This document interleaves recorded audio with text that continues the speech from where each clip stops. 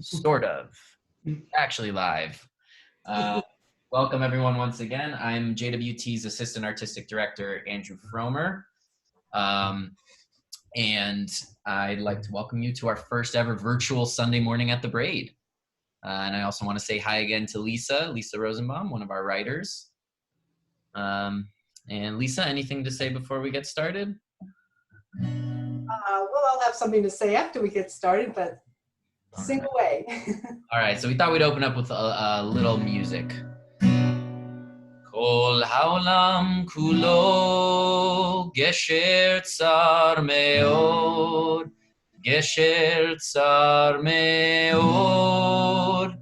Kol haolam kulo gesher tsar meod, gesher tsar meod. והעיקר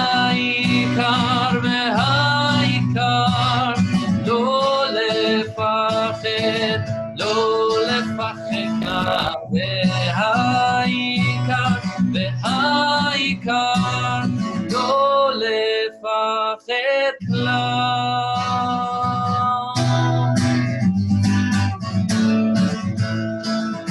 כל העולם כולו גשר צר מאוד, והעיקר לא לפחד כלל. The whole world is a very narrow bridge, and I said the most important part is not to be afraid. The whole world is a very narrow bridge, and I said the most important part is not to be afraid. Kol ha'olam kulo gesher tzar meod, והעיקר לא לפחד כלל. Good afternoon, everybody. Thank you. Beautiful, Andrew. Thank you, thank you. You know, those words were written over 200 years ago by Nachman of Bratslav, the great Hasidic master. And I don't know, they have such an immediacy to me. They speak even to the most secular among us today, especially on this Passover. So thank you for sharing it with us.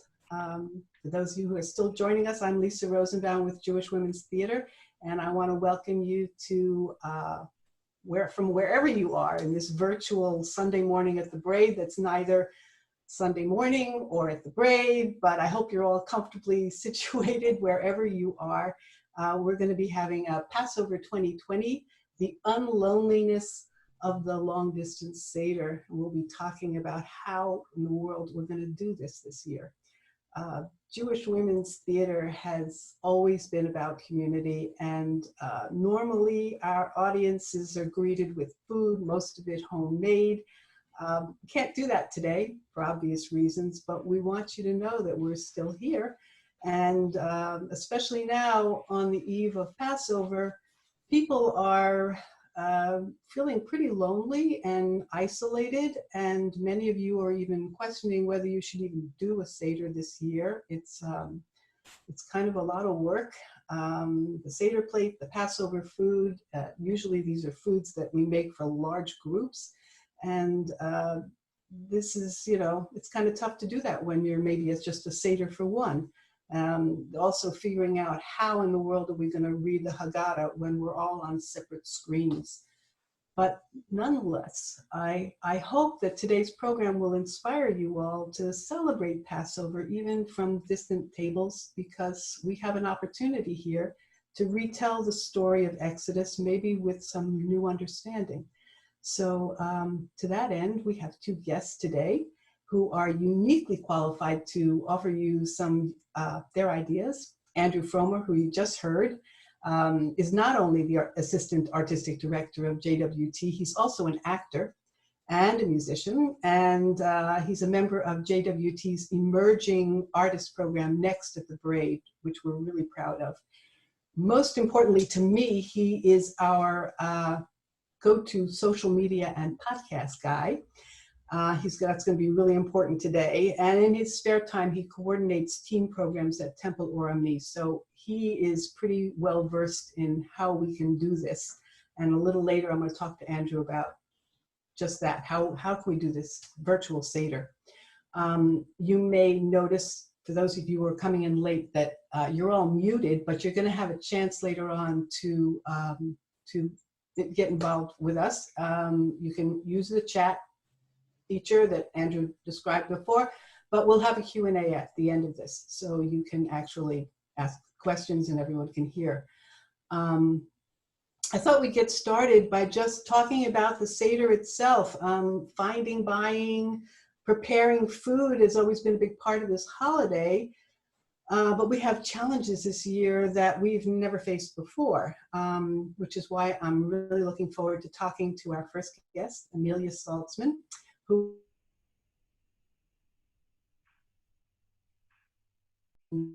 she's explored the whole world of food culture in her books, The Seasonal Jewish Kitchen and the Santa Monica Farmers Market Cookbook. Her articles have been published in Better Homes and Gardens, Bon Appetit, the LA Times, Jewish Journal, among others, and she's a familiar voice on KCRW's Good Food. So welcome, Amelia. Thank you so much, Lisa, and all of JWT for having me here. Well, anyway, what I want to say is it's so important to not feel lonely in this very alone time. And the opportunity to do this event with you has been a godsend to me, to be able to connect with a greater community and to join together. So I'm very grateful to the Jewish Women's Theater for inviting me in like this. Yeah. And we are a little different than last year when we did our thing together in the Braid, true. So, but I'm very grateful for this opportunity. We're grateful to have you. You know, every year at the Seders, we remind ourselves that once we were slaves and now we're free, and we have choices. But this year, under orders to stay home, a lot of us are feeling a lot of limits and of things we took for granted even just a month ago. Why do you think we should be inspired to get creative in the kitchen this year, you know, especially if we're only cooking for one? Well, I think we're all faced with this very thing, but I want to say, before we even get into this, every choice, we do have choice. We don't have choice to be sheltering in our homes, but we all have choices about what we're going to do. And what we want can change with our mood at every given day, every hour, how we're feeling. But for me, I think the most important choice that we can make is to do something that's our only means of having any control of this experience. So we always have a choice. So for me, I would suggest thinking about you know, the inspiration we can take from those who have come before. Jews have faced great adversity, greater even than this, although sometimes it doesn't feel any worse, I must say.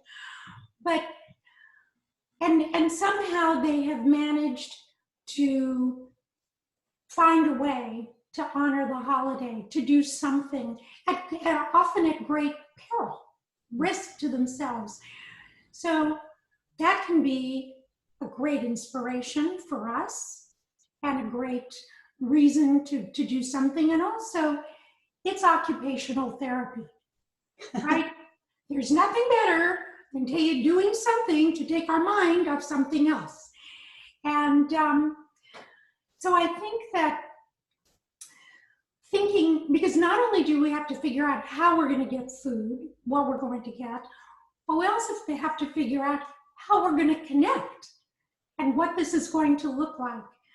No matter what we choose, I think it will have an element of being bittersweet, you know, but I think that we have this opportunity to be creative, and the creativity, both, you know, in the kitchen and in the bigger sense, it's a way of freeing ourselves from routine, from expectations. The creativity lies in letting go of a lot and saying it's okay. Mm-hmm. It's okay. Mm-hmm. Right? And then that begets, so we've freed and we've begot the opportunity to see things in a new and deeper way. You know, without this pandemic, we still often just do things by rote. We don't think about why we do them. And as we talk about what we might be cooking, or what we might be substituting and choosing, we'll see that there's great diversity and there's great reason for why we did what we do in the first place. And so I think that's a fantastic opportunity. Yeah, yeah. Well, the thing is, as we begin this, we're seeing empty shelves in our markets. Yeah. We're afraid of spending too much time in our markets because, you know, there's too many people around. We're wearing masks. We're distancing ourselves. How do you suggest that we approach this to prepare for the seder in terms of marketing that brings some joy to it? I'm going to answer this in like 2 or 3 parts. The first thing I'm going to say is we all need to make a big pivot.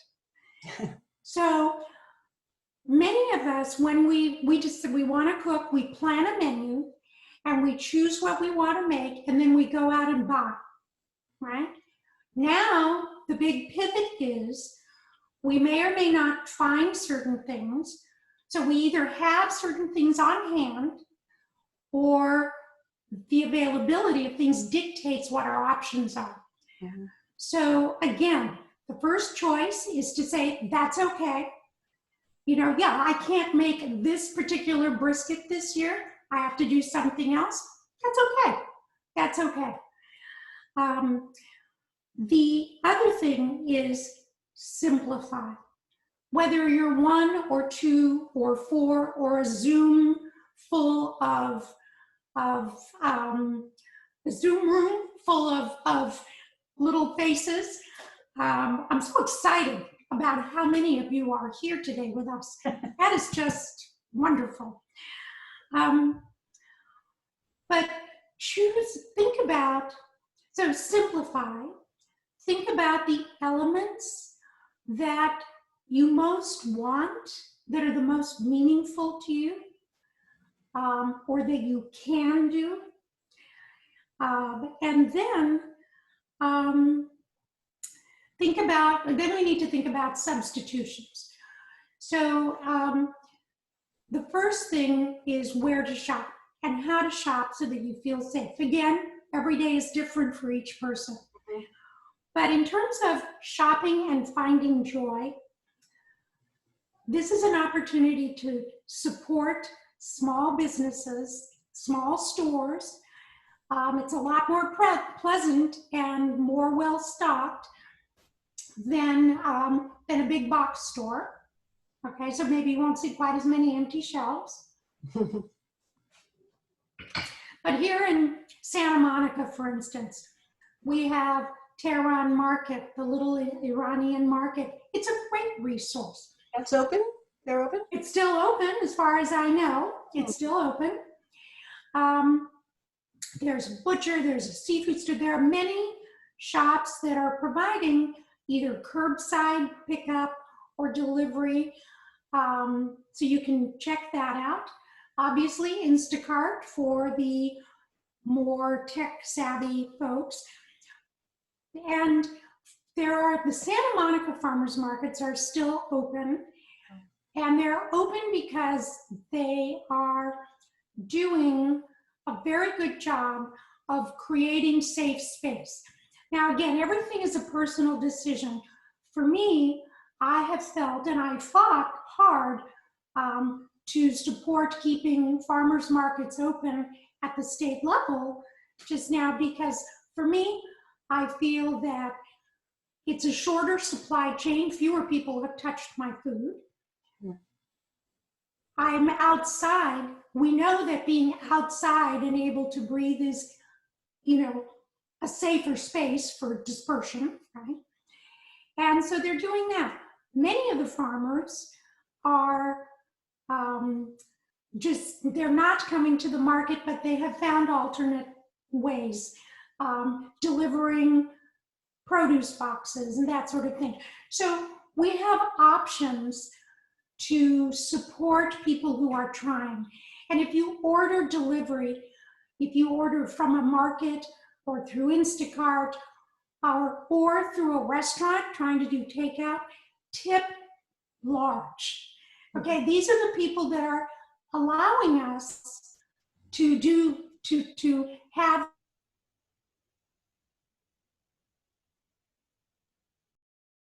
the least we can do for their health.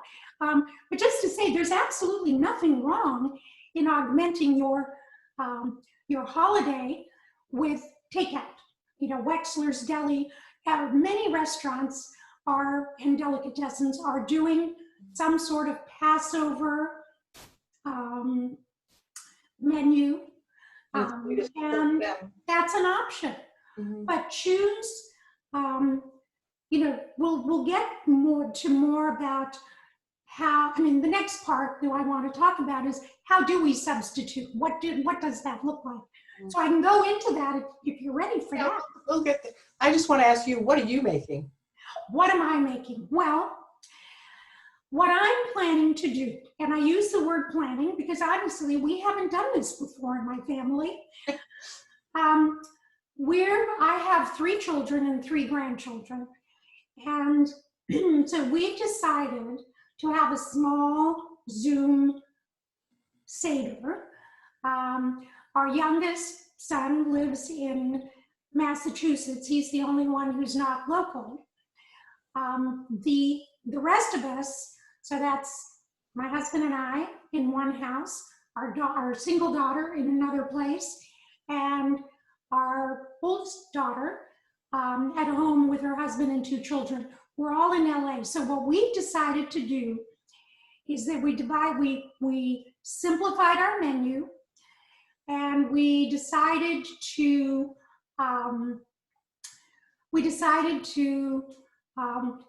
each make some things and deliver to one another so that we share food. Mm-hmm. So that it's a way of not being responsible to make everything, and we just chose a few things to do in that way. So every household can add whatever they want. So I'm doing the Seder plate.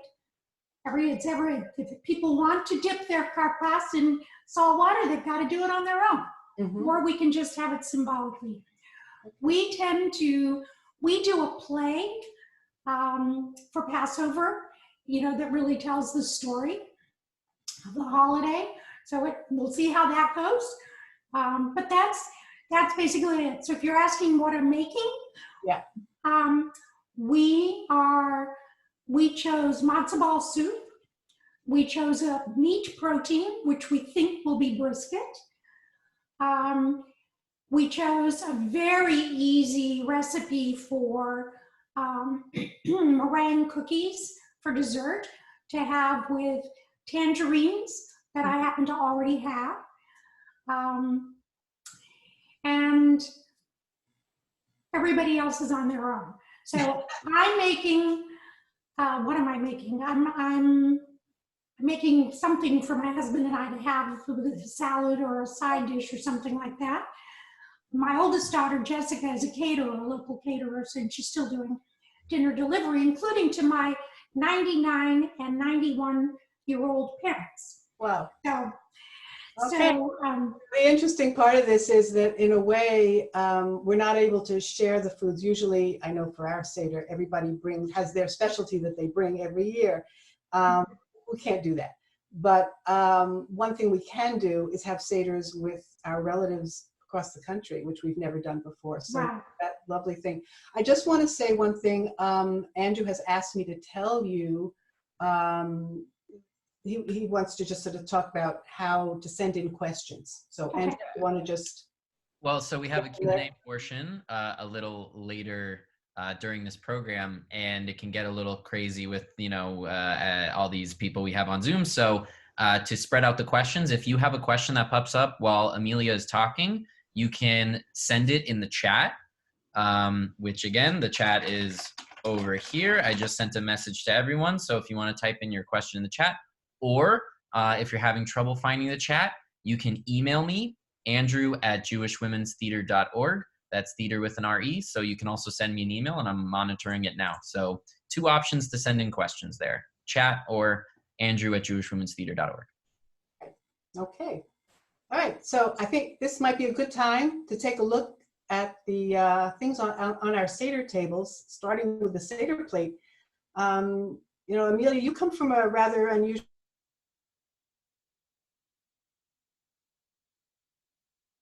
father. I just wonder, is there a special tradition that you had for preparing the seder plate? Is there something different? Well, you know, about what you guys do? that's an interesting question, Lisa. It's true, that's where my parents originally came from. They were raised in Israel. They came to the British Mandate of Palestine when they were children. And then they came to the United States. So I was raised in California in kind of isolation. We had no extended family here. So we really created a lot of our own traditions, kind of like now.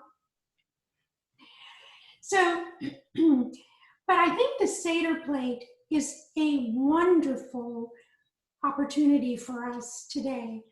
It is the linchpin of the Seder table that tells the story. But there's another layer to the story, and that is that what we see on our Seder plates is based on seasonality and region and regionality. Where did it come from? So when we think about a Seder plate today, we typically think about a piece of horseradish, right, for the bitter herbs. That's an Eastern European tradition. That, no way did that start before the 10th century. That's a cold weather crop. So this is a perfect segue into what Jews have been doing for thousands of years. We can just ride right along on that train. So in the ancient Mediterranean, the bitter herb was likely lettuce. It was lettuce. So lettuce was a very bitter green in ancient times.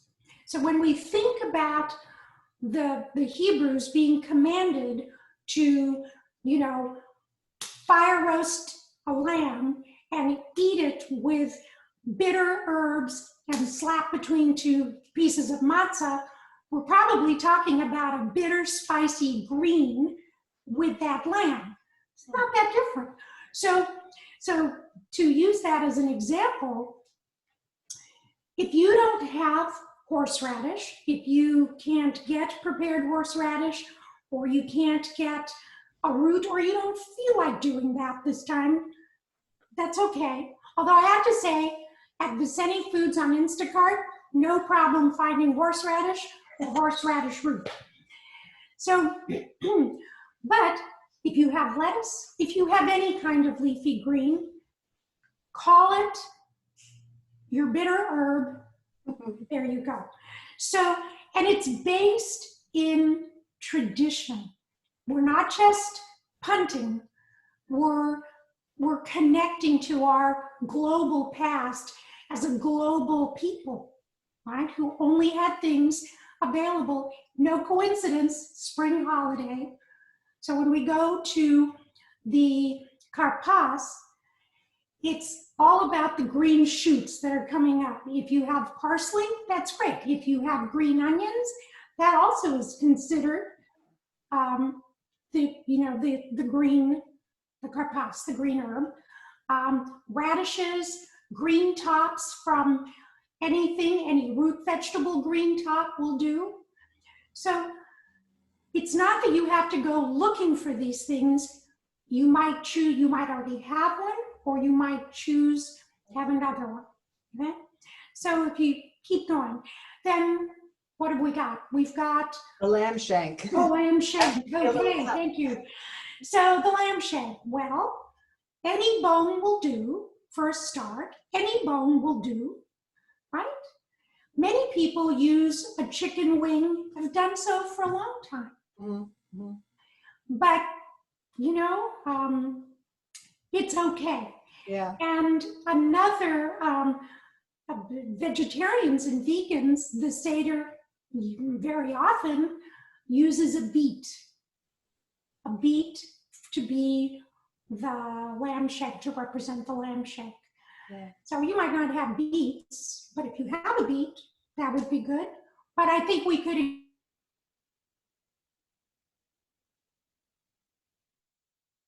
it's okay if it's a carrot. The haroset, really, we can go wild because there are a million different recipes. there are a million different ones. Yeah. And again, it's about, is somebody else making it and sharing it with your group? Mm-hmm. Are you not do you not have apples? Are you not in the mood to do anything? How can it, it's really about the mortar.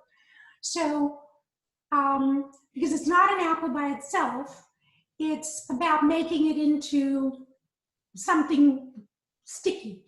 Mm-hmm. So in my family, the Iraqi tradition, Iraqi haroset is 2 ingredients only. Could not be easier.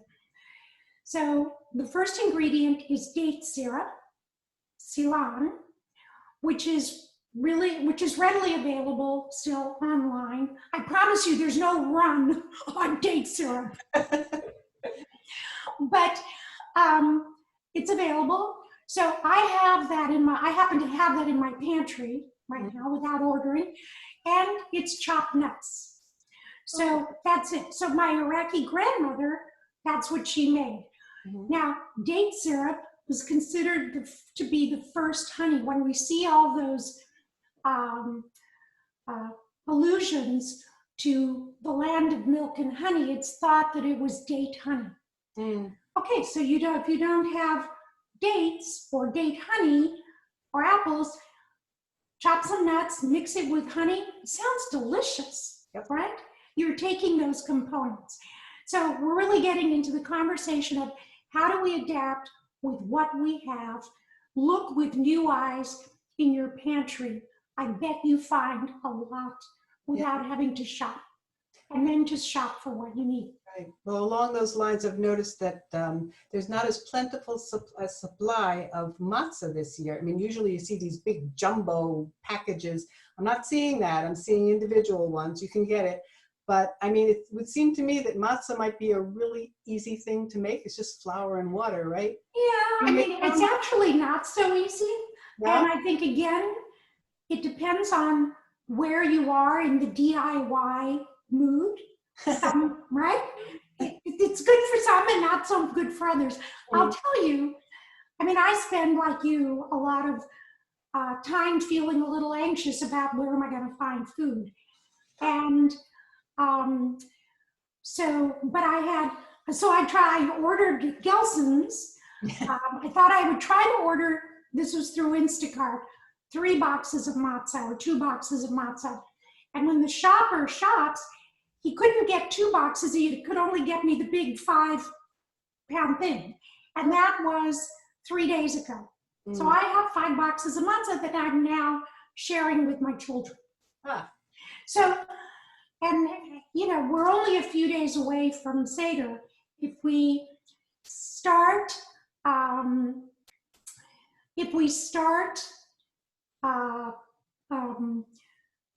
shopping for Passover now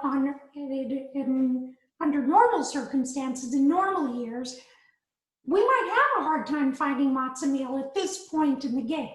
Yeah. So what happens? But I think, again, if you want to make matzah It's great. There are any number of recipes in cookbooks online, and available in alternative sources than what we're used to seeing in the supermarket. Honestly, small markets, restaurants, they all have unusual sourcing that we can take advantage of. Yeah. Well, wine is another thing. I mean, my inbox these days is filled with comedy, and one of the big ones is that I thought was really funny was that we could substitute the traditional 4 cups of wine for 8 because we're going to need it this year. I got the same one. Do you have any recommendations for kosher wine that you've seen about? Is there any problem? Well, again, if you don't have kosher, Covenant, of course, is a great kosher wine. I think that, again, for me, I would say it's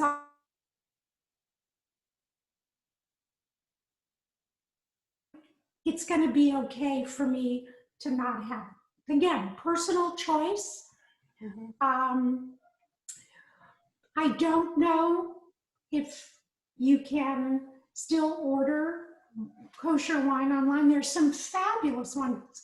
Covenant is, I would look up Covenant. Okay. They're based in Berkeley. Good enough. They're based in Berkeley and in Israel. Yeah. And you know what? Liquor stores, regular liquor stores, they're doing booming business through this time.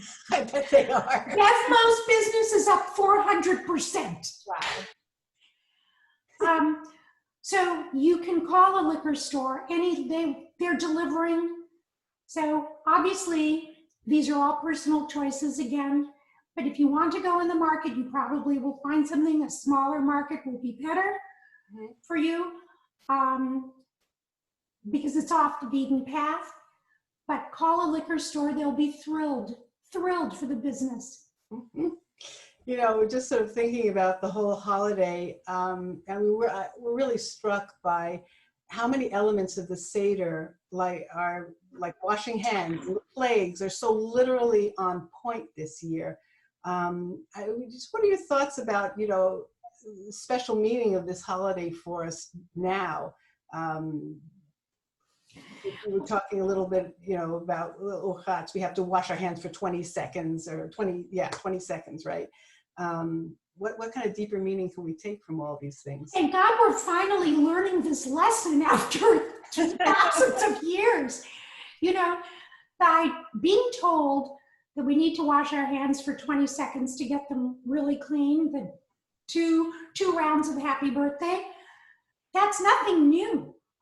But as a group, we've really not paid attention to it, right? So we are now. I must have gotten the same email chain that you did about the the washing of the hands every darn 5 minutes, right? Yeah. But I think the other thing that raises for me, since we are paying so much attention to washing our hands, why? Why is that such an important part of the original seder? Why? What was that about? Is that tied to the deeper meaning of cleanliness and social responsibility back then? I would guess maybe yes. These things didn't start as only symbolic ritual, I think. I think that they started, many things that we do start out of need, out of the greater good, thousands of years ago. Yeah. There's a reason that that people are to clean their house before Passover and make sure that there's no chametz. Biblically speaking, in ancient times, old grain would be the grain that would start to ferment and ruin the next season's crop. So every tradition that we have, what we think of as a law, or a rule usually has its genesis, if you will, in something deep. Mm-hmm. Mm-hmm. Yeah. So, so certainly that would be for the hand washing. Now, the plagues, well, we had 10 plagues that created a miracle for us. And now we have almost the inverse, right? We have a plague that we want to go away. Mm-hmm. You know, we want to be free from that plague in order to save ourselves. Yeah. So I can't think of anything more timely than Passover, plagues, and the challenge we have before us. Yeah. But it seems also that, you know, even through plagues and dark times, what this holiday also tells us is that we're not powerless. We No, have the power to make choices, even limited ones, and be resourceful like you're being right now with how we can do this seder in sort of very strange circumstances. And I, you know, it seems to me that even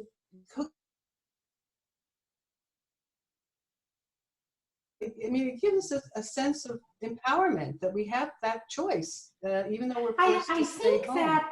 I think that if we're one or two, so if we want to make a brisket, we could make a smaller brisket Mhm.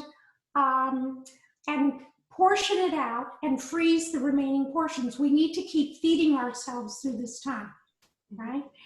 If you can't find brisket and you have a favorite brisket recipe, you can substitute pot roast, you can substitute short ribs, you can make lamb shanks.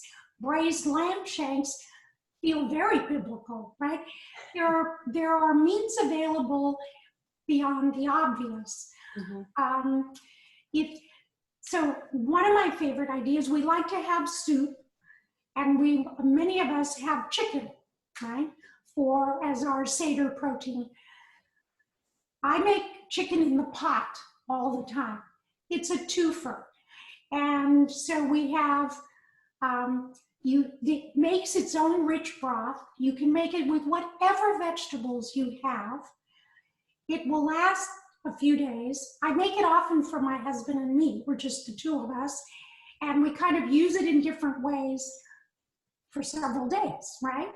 I kind of change it up. A few days down the road, I might shred the rest of it and turn it into a casserole and pop it in the oven. Completely different dish. But the point is, it's one dish that has all the elements.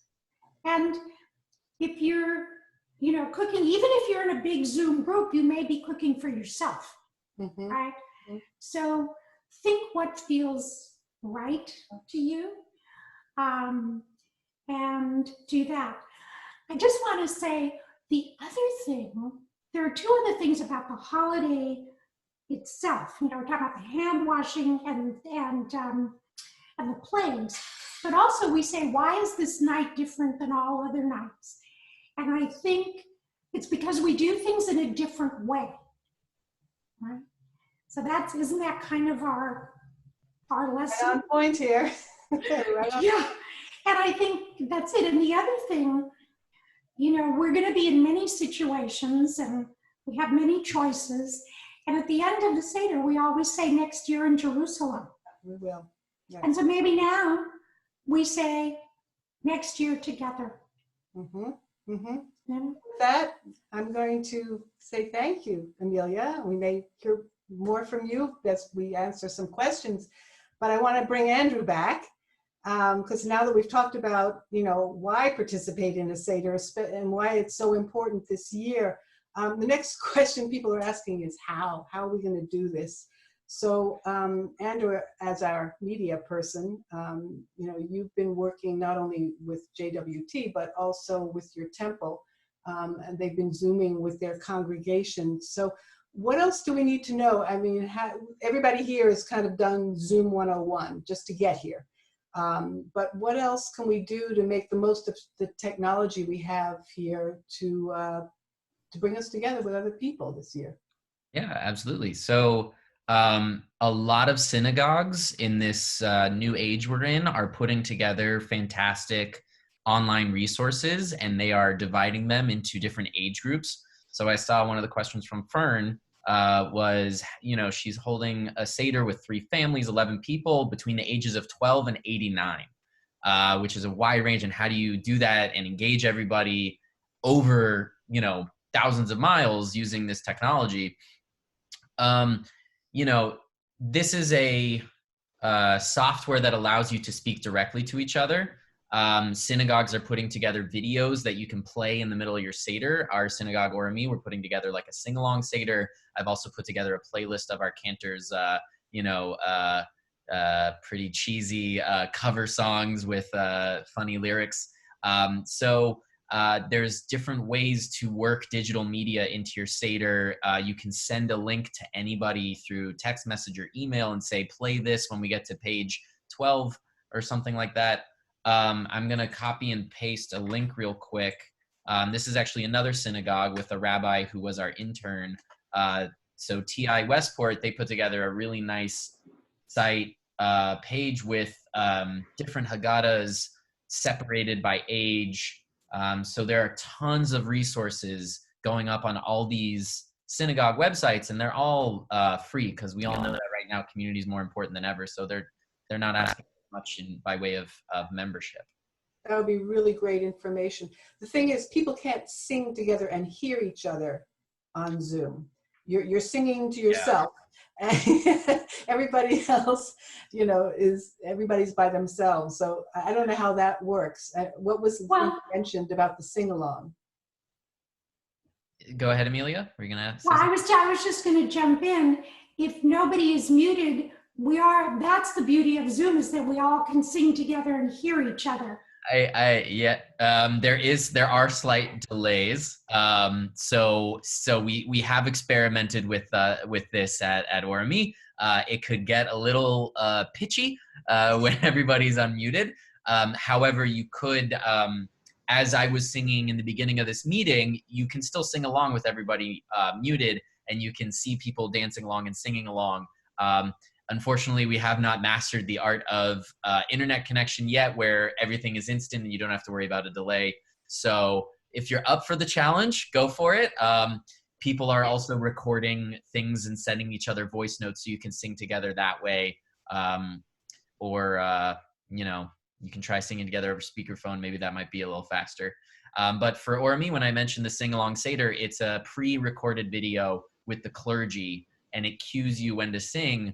And that way you can all sing it together. So what we're finding is that a blend of, face-to-face interaction plus time where you're not on Zoom, so you can go through anything pre-recorded and then jumping back on Zoom. I know that a question has come up is Zoom charging you for more than 2 people, and there's a 40-minute time limit. That is the case for free accounts. However, I don't know if they're going to catch on to this, but if you jump out of the meeting and jump back in, the 40-minute timer will start over. So we've done that with a couple meetings. So hopefully they won't catch on to that. Maybe they'll go easy in the age of the coronavirus. So that 40-minute limit, there are loopholes. Another option is maybe you work for a company that has a Zoom account. I know that my father works for a company that has a Zoom account that they bought for all their employees, and he just reached out to the CEO and said, can we use this for our seder? And they said yes. So I think that's another avenue to try, is using a professional account with a company that someone works at. So Andrew, isn't it it's $14.95 a month to have a bigger account? So people could also invest that way, is that right? True, yes. So you can get a pro account for $15 a month. That allows, or that's $15 a month per host. Hosting, it gets a little, granular with the definitions, but you could get an account for $15 and then cancel the subscription before the month is over. So that is an option. Someone said, Andrew, did you have to pay for this Zoom meeting? We don't pay per meeting. JWT has an account to allow us to go over 40 minutes for this one. I just want to bring up one thing that's a little bit of a downer, and that is the security issues that have been coming up. I know that I got a notice today from ADL, which I think I highly recommend people look into, adl.org. They're doing a webinar on fighting hate from home on Zoom bombing, which is becoming an ugly little phenomenon with Zoom. So for those of you who might be concerned about that, go to adl.org and you can listen to that webinar. Yeah, thank you. Yes. So Zoom, Zoom is a really interesting company. They were very under the radar until coronavirus struck, and then everyone realized how valuable the technology is. I've had a lot of friends try and do Google Hangouts, and then everybody just decides we're going to jump over to Zoom. So it does seem to be a very superior and well-used software. It does come with security issues. You might have seen some emails about them updating their security features, requiring passwords. It is going to change weekly, I'd imagine, as this goes on. And they're going to update their security procedures. Normally, though, all you have to do is do a couple settings with screen sharing and automatically muting people if you're doing a large event. But if you're doing personal events, I don't think you really need to worry. It's only if the link is posted publicly. So someone said, what is Zoom bombing? So in a normal Zoom meeting, anybody can share their screen. Anybody can unmute themselves. So Zoom bombing is when somebody with bad intentions jumps into a meeting, shares their screen and shows some graphic content, and unfortunately everybody sees it. And if they're unmuted, they start screaming stuff. But there are ways to just set it so that nobody can take over the meeting. So yeah, and somebody I saw said that they did a cousin hangout for over 2 hours. In the beginning of the coronavirus, Zoom waived the 40-minute limit for your first meeting because they understood that a lot of people were doing this. Again, it's going to change frequently as Zoom, as the demand goes up for Zoom, they need to expand their server capacities, all this technology needs to support these meetings. So that's why they're trying to find that balance of giving people enough leeway, but also trying to make sure that the whole system doesn't collapse with the extended use. So that's why that's going on. Okay, well, on a happier note, I hope maybe you could talk a little bit about how people can share some of Amelia's recipes for their seders, because she's put a bunch of them together. Yeah, absolutely. So we have put together a little page, and I'm going to type it in now, jewishwomenstheater.org/recipes. And also this, there's a link to this on our website. So by going to this website, you'll see some of Amelia's recipes are there for you. And it's just another one of the many ways you can connect. Can you imagine if you are a family in Santa Monica and you have a family in New York and you both cook from the same recipe to see who maybe did it better, or you get to cook it together at the same time over a phone call where you follow the steps together. So these are ways that you can connect. Well, I just got a little benefit. My daughter just said, "Yay, thank you," and she lives in this house. Staying here from New York right now, so I'm going to get the benefit of your lovely recipes. Thank you. Well, you're welcome. It's my pleasure. I'd like to jump in with just saying most of the recipes that I gave the links for are from the cookbook, my cookbook, The Seasonal Jewish Kitchen, A Fresh Take on Tradition. Maybe some of you have that. There's some recipes that I wrote for the Washington Post, a whole bunch of different savory kugels. But it was my pleasure to share. And what I'd like to say about the recipes that I did share is that some of them can be jumping off points. And in fact, what I started doing on my blog was making a quarantine kitchen note at the top so that it could say ways that you can adapt based on what you have to get you thinking about working with what you have. So for instance, there's a recipe for tzimmes. Well, it's pretty easy, but it's still a thing. You have choices. You can make the dish, but like cut the recipe down since you're not doing for a crowd. So mine is roasted carrot and sweet potato tzimmus. There's no sugar in it. It uses orange juice from fresh oranges. So oranges are plentiful, and they're kind of a safe food because they're contained, right? And then we remove the peel and we eat the inside. But you could saute some carrots and deglaze them with a little bit of juice. You could, do you know what I'm saying? You can do with what you have to capture the spirit of something. And rather than feeling, you know, this is the part that's up to us, rather than feeling, oh, but I'm not making it how I used to, think about connecting to, wow, aren't I creative? Look what I can do with this little bit. So, and again, you'll see the late spring chicken. That was the chicken in the pot. And the chocolate meringue. So anybody remember there was a recipe that's been going around for decades, maybe generations, where you make a meringue cookie with sugar, 3 egg whites, let's say, some chocolate chips and some salty nuts, and you whip it up, you turn on the oven, and then you put them in the oven, turn off the oven, and leave it overnight. Yeah, I mean, it's been around forever. Well, you can do that. And then because we are also practicing Depression era mentality of not wasting ingredients, do not throw the egg yolks away.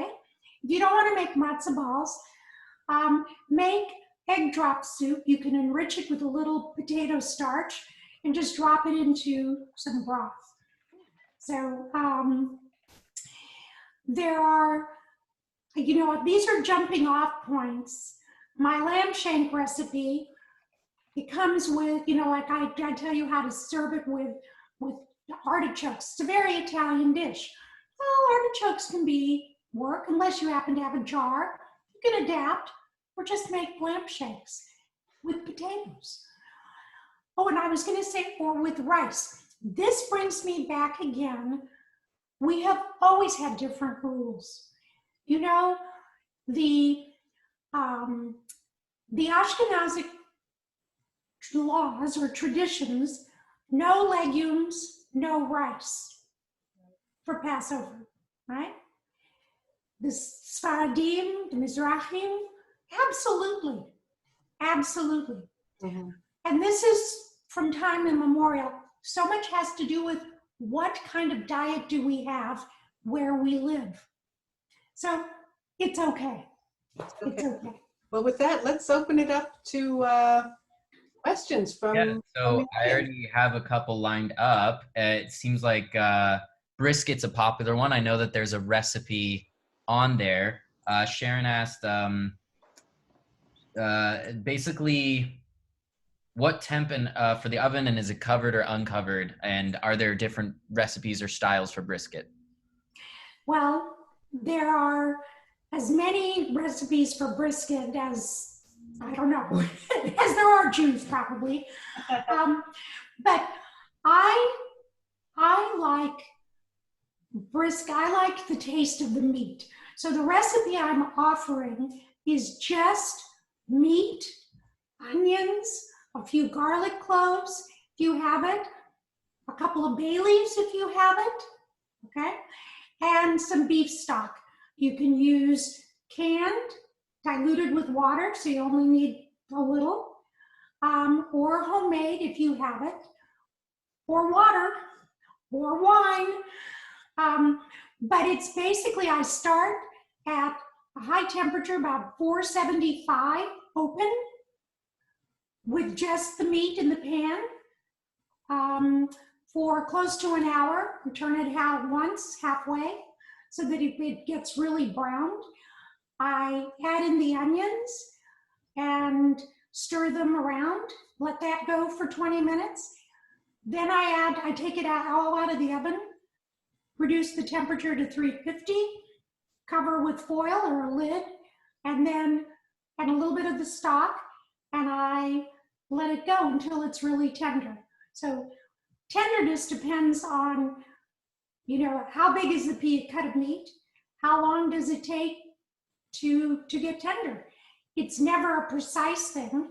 But you know, brisket is always best, or any of those tough meats that need braising are always often better made ahead and then reheated. So, which is helpful. Andrew?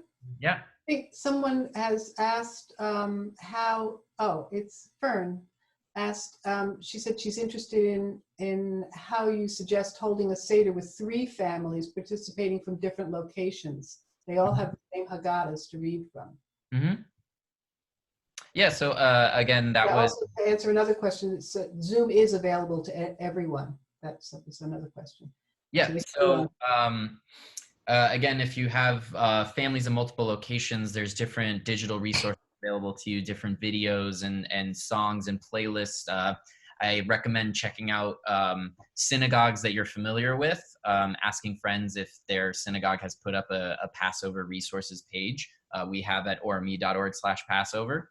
And I sent you earlier Westport's synagogue in Connecticut. So there's that. And then there still seems to be a little confusion around Zoom. It is free for everyone to use for up to 40 minutes, or you can talk as long as you want if there's just 2 people. And this is all on Zoom's website, zoom.us. And there's different plans and pricing. I know somebody was mentioning webinars and how that might be a little limiting. They are starting to expand their offerings and very quickly. So again, it's going to change very rapidly. Mm-hmm. Okay. Anyone else? A question that came in is, can we discuss a little bit about maybe new items that can go on the Seder plate to represent the time that we're in? Is there any new additions? I know a lot of people are familiar with the orange on the Seder plate for women's rights. But can you... Miriam's well, we have a glass of water. Yeah. A glass of water. So Amelia or Lisa, any ideas? That's an interesting question. To me, well, I don't know. Do you have something at the top of your, right here, Lisa? Yeah, I mean, we put a glass, we always have the orange on there, but we also have a glass of water in addition to Elijah's cup for Miriam's well. So that's our little addition also. Yeah. For me, I think whatever adaptations we will need to make to create a Seder plate, anything different that we do to make a Seder plate at all, I think will be that thing. If you've never used, I don't know, what would you be likely to have? I mean, if you've never used a sprig of thyme or a sprig of dill for karpas, well, this may be your chance. Or, I don't know, a green onion. Well, I don't know, what might you have? What random thing might you have that you have said? I think you will never forget that in this year of 2020, that was your Seder plate. Yeah, from Rose, we have a bar of fair trade chocolate, which is not made with child labor, so it's touches on slavery. Rhonda said a flower to represent going outside again, being all together. Nice. Yeah. Awesome. Nice. Well, is that? Those seem to be all the questions. Okay.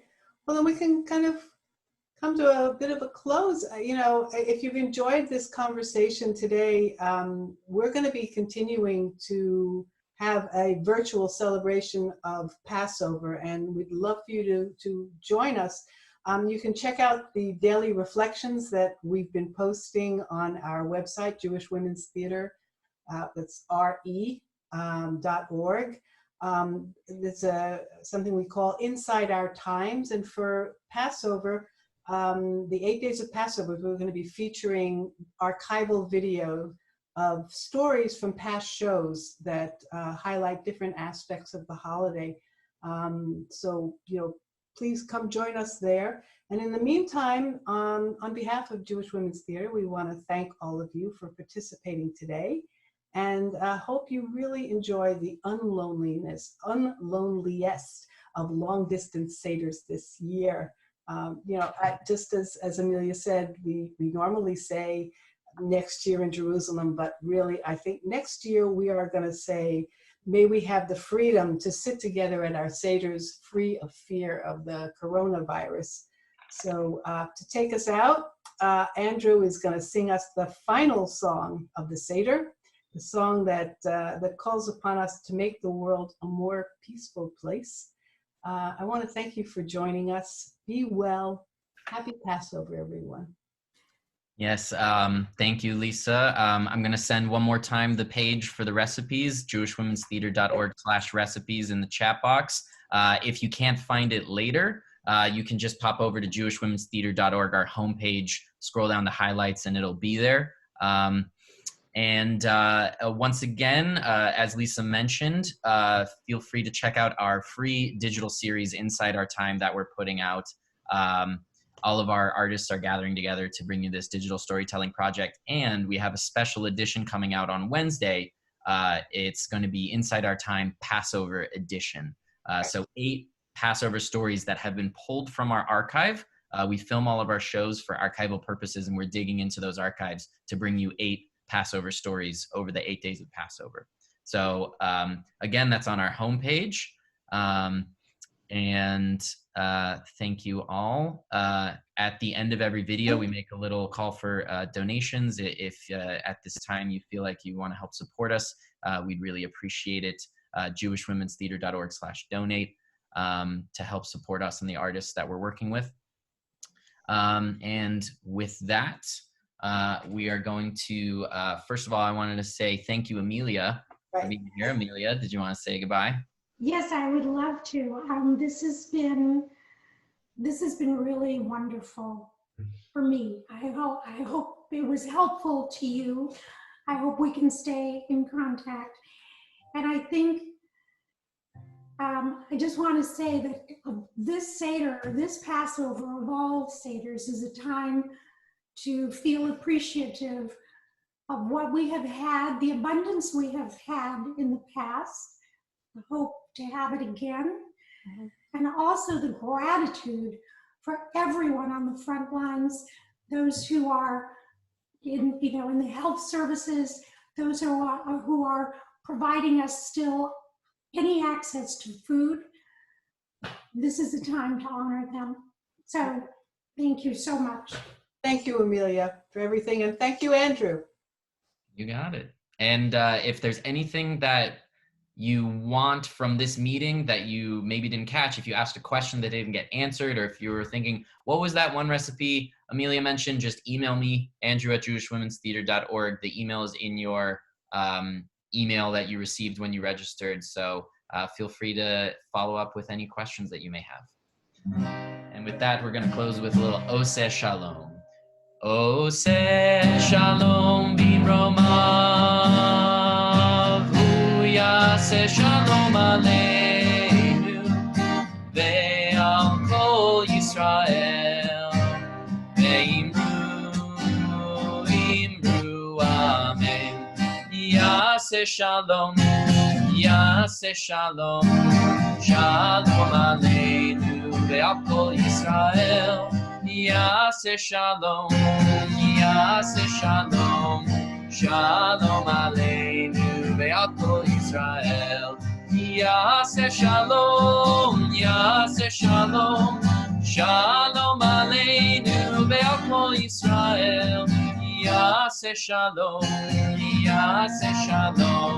shalom aleinu ve'al kol Yisrael. Yaseh shalom, shalom aleinu ve'al kol Yisrael. Happy Sunday, everybody. Thank you so much for joining. Take care, be safe, be healthy. Thank you.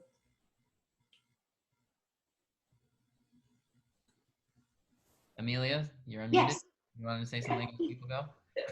I did. I muted myself so I could sing along, and I couldn't get back. That was wonderful. Yeah. Thank you. Bye, everybody. Bye-bye.